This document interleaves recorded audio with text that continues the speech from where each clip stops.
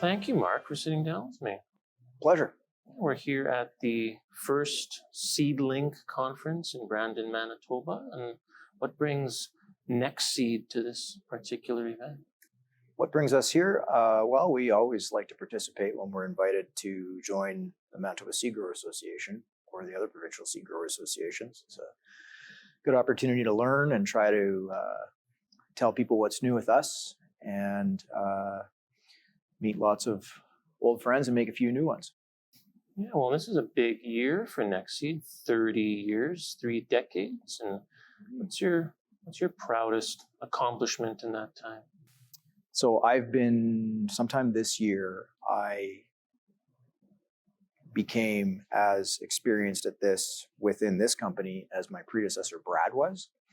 So I remember mentioning to Rod, I think Brad was 15 years and I think now I'm 15 years. So, making it that long, considering all the different things that have happened along the way, I don't know if that's one of the things I'm proudest of, but I'm sure fortunate that it got to play this game for as long as it has been so far with really no end in sight either. So I think, we're certainly proud of the work that we've done, and I think we've been rewarded with some growth along the way.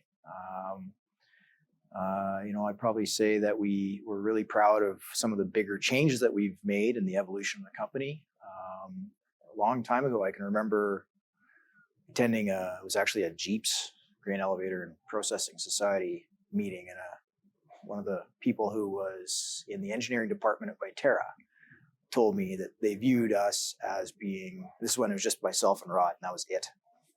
And they said, the guy was pretty frank. He said, you guys are viewed as being pretty weak on your ability to do service. And I don't think it was intended to be an insult. It was just I think his point was, there are two of you. How could this possibly be at the level that we would need? And that was maybe a little bit of a tough piece of feedback, but he was right. And at the time that's where we were in our evolution. But now we've added quite a bit more capability in terms of people, and underneath some of that, a little bit of system process development that allows us to stay on top of things. And when people need us, we have a lot more to offer than we used to, not just for buying equipment, but later on. Speaking of evolution of the company over those 30 years, you're here this morning talking about your partnership with Bow Mill. I know you also have partnership with Schule out of Germany, which is in the food processing space.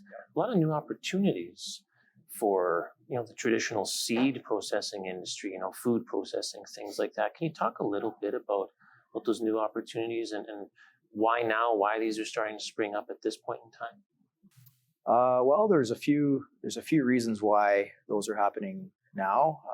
One of them is that we're ready and we can handle it. Some of these opportunities probably, the market out there may have been as ready years ago as it is now, but frankly, we probably weren't. We were still had all we could handle focusing on the Cambria equipment. But we got a little more space now to learn new equipment, learn new technical things. And, we think that there's a lot of overlap between the customers that we already have and some of this new product that we think they may want. In some cases, it's customers who are already in a process like oat milling, for example, where, the Schule product is very comparable to what they need. So, we can be a local provider of service, and we can become a good source for them. The Bow Mill, that's a little different. I've known people from Bow Mill and have been watching that company for, I can't remember exactly, but probably about 10 years or so. And I've always been intrigued by it.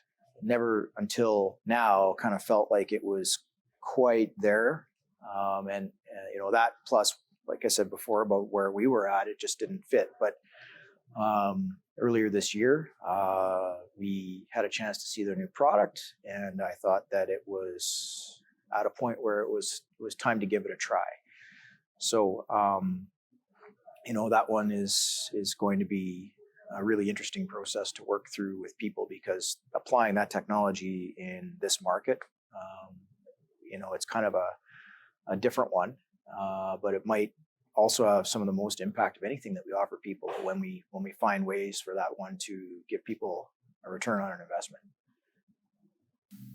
Coming up on 2024, it'll be 31 years for Nexeed. And yeah, what's coming down the pipe? What's one big thing that you're particularly excited about? We took a lot on in the last year. So just getting through all of that is really what's on my mind. I don't have any new rabbits to pull out of the hat next year. We had a little transition with territory manager in Ontario. So we made a gentleman that we had before left us earlier in the year, and we just recently signed someone new up. So off to a good start there. And I think that his experience will allow him to be pretty effective pretty quick, which I think means he'll have an impact in the market, and it'll be good for the market and for us. That and just keeping on doing what we're doing, really. I think there's some new products coming down the pipe from Kimbria that we'll be bringing onto the market, and trying to do that effectively. Should be a busy year, even though we're not really pulling any really big ones in terms of new things out. Yeah, well, you've certainly done a lot of the new things with Shuley, Bow Mill, so it'll be an interesting year. Looking forward to it, and looking forward to more discussions. Thanks for sitting down with me, Mark. Pleasure. Thank you.